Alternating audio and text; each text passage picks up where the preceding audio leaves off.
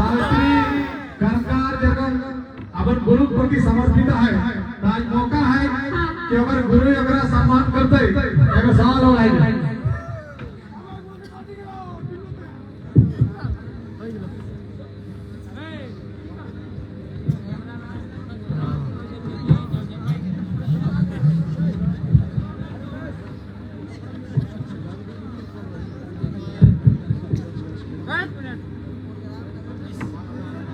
और हमारा होना पीछे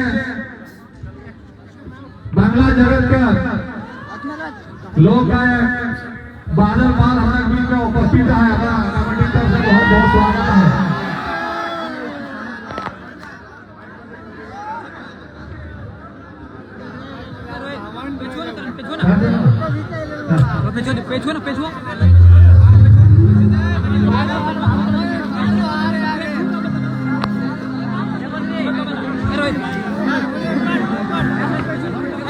हमारे सभी के फरमाइश से चल गए गाड़ियां डुबकी लगे थे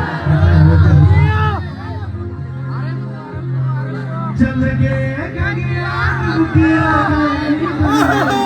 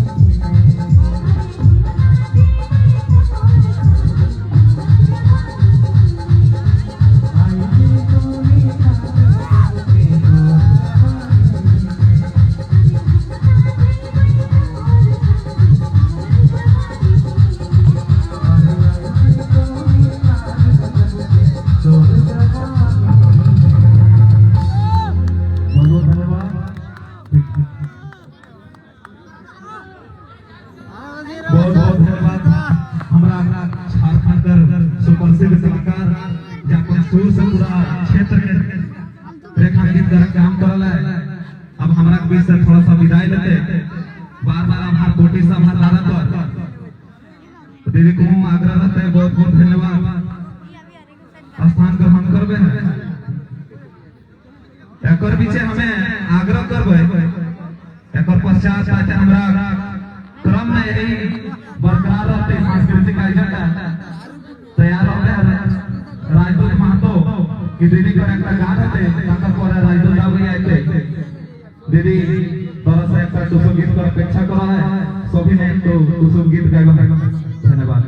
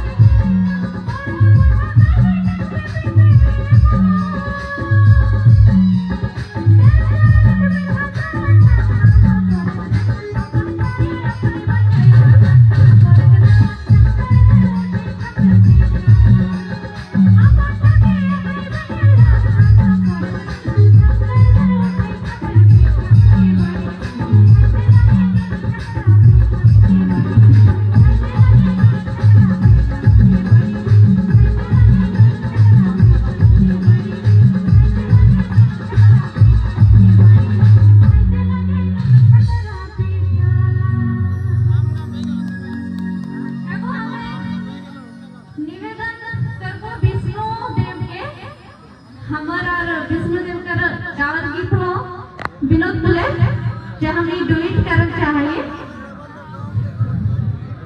तो विष्णु भाई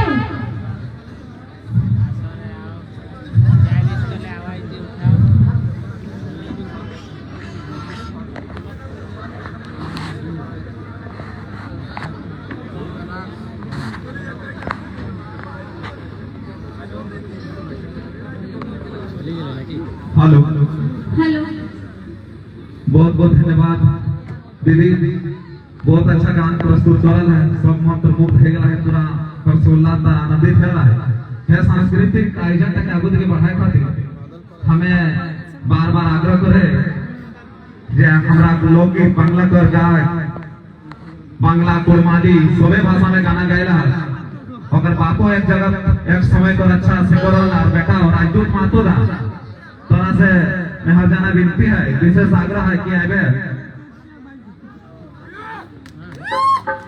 और अपन कला से थोड़ा सा दादा हमरा के मातो जोहर सबके टसु जोहर মই আজ সুদূর পশ্চিম বাংলালে পুরুলিয়া জেলা আরসা থানা হেড জারি গাঁওলে চলে গেল আমরা হওয়াজ বিনোদপুর উপস্থিত আমার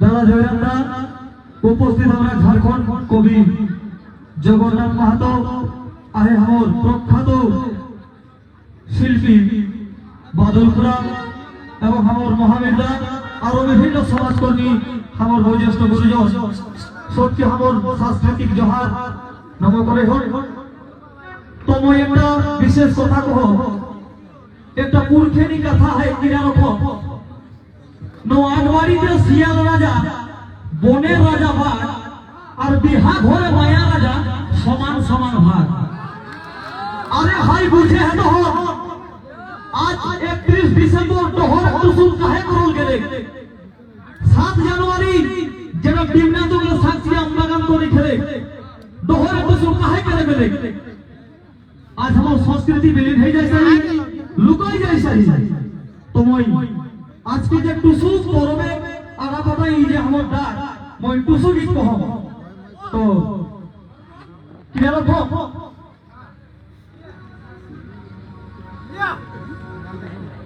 ওরে আইলে টুসু আইলে হরে খালি গলা में दाई ना हमर के संस्कृत के लेकिन छोड़ ही देखा ওরে আইলে টুসু আইলে হরে যারে গলু গাছে ফ্রাই ঘরে মন লুগাছে ফ্রাই ঘরে আইলে টুসু আইলে হরে টুসু মনি হামো শ্বশুর খালে বাপ খানা বানাই কিনার উপর গিতে গিতে ওর নিজের মনে কুক্ষেপটা কহে যে মই নেহর করলা হও আমাদের থেকে যারে লুগাছে ফ্রাই তাই কিনা কহে ও যে ভাইওয়াল ঘরে চাঁদ গালা ভুলুক টিনে কাগুরে আগুন দিনে সর ঘর দুয়ার নাই খেলে রহেলে কুমারে ঘর মাটি ঘর খাটরা খা তাই কিনা কহে ও যে ভাইওয়াল ঘরে চাঁদ গালা ভুলুক টিনে কাগুরে ঠুঠু মুঠু ঠুঠু মুঠু ঠুঠু মুঠু ঠুঠু মুঠু মাটি কাটা দাই হে যারে মাটি কাটা দাই হে যারে আইলে টুসু আইলে হরে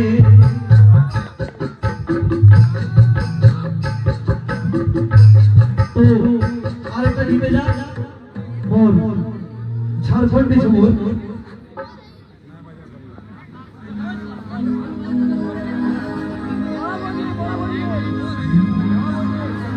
তো গীতে কি রাখুন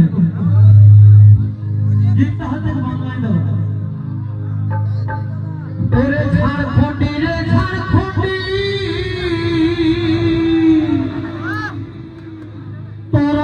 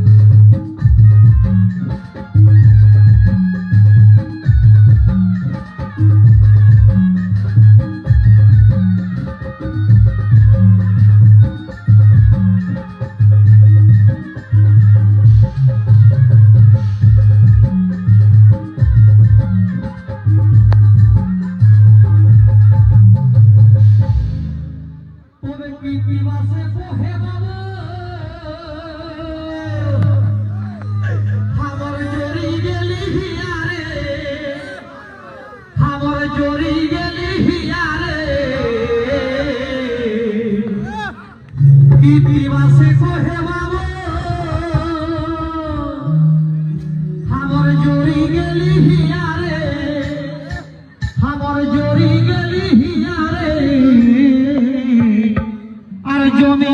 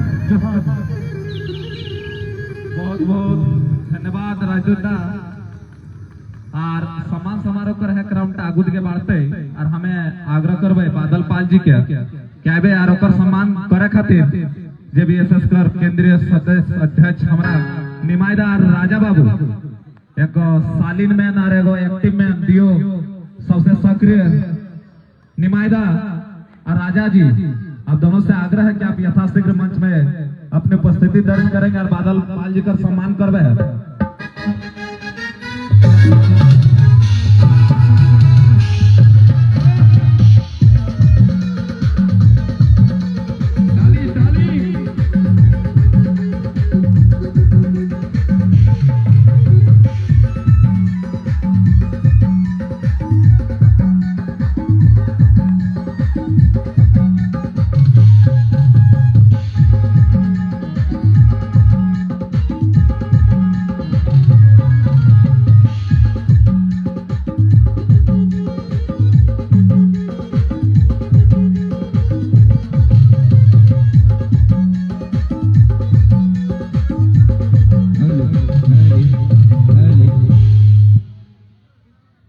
আমাকে বলছে চুলগুলা যে সব লাল করে নিলে দাদা, বলি নিচের দিকটা সাদা আর উপর দিকটা লাল হওয়ার এই নাম বাদল পাল। তবে হাততালিটুকু কম হচ্ছে, কারণ মেহফিলটা চাই তালি আর শ্বশুর ঘরে চাই শালি, ঘরের আগো দিকে চাই চালি আর কুয়াশালে চাই নালি, আর বাথরুমে চাই জালি, লাইটে চাই পালি, আর ফুল বাগানের মালি নেই তো গোটা মার্কেট খালি, মারো যাইকে হাততালি। তবে গান অনেক রকমের গান শুনেছে, তো এইটা হচ্ছে আমাদের মাটির পরব টুসুমণি। তো গান এখনকার আজকের মঞ্চে একটা এমন গান দিচ্ছি যেটা মার্কেটের এখন সত্যি ঘটনার উপর। কি রকম? কুমার কামার মাতো মাঝি বামন বৈষ্ণব গোসাই মানে যত জাতি আছে মার্কেটে এখন কোন জিনিসের অভাব নাই। অর্গান মাস্টার, পেড মাস্টার, ঢোলক মাস্টার, গায়ক, মাইক মাস্টার, ধান চাল, মোবাইল, গাড়ি, বাড়ি, শাড়ি সব কিছু মার্কেটে অ্যাভেলেবেল আছে। শুধু একটা জিনিস মার্কেটে কম পাওয়া যাচ্ছে, ওইটা কি বলবো? বলে দিলে ছেলেগুলো দাঁড়াই থাকতে পারবে না। মার্কেটে কি জিনিস এখন কমই আছে যেটা পাওয়া যাচ্ছে না, সেটাই।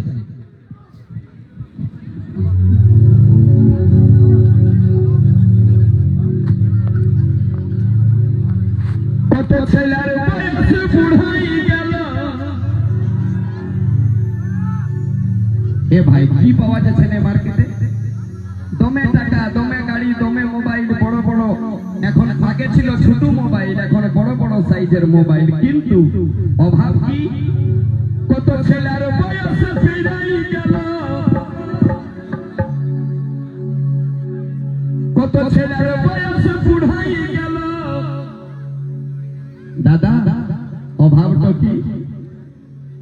দেখো মার্কেটে সব কিছু পাওয়া যায়, কত ছেলের বয়স বুড়াই যাচ্ছে, মার্কেটে বিটি ছেলে পাচ্ছে না।